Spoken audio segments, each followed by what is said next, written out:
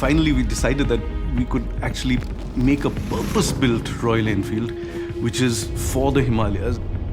What we wanted to do was to create a motorcycle that would just use the energy of the Himalayas and go with the flow of the Himalayas rather than trying to dominate them. And that was the entire starting point of our thinking for the Himalaya.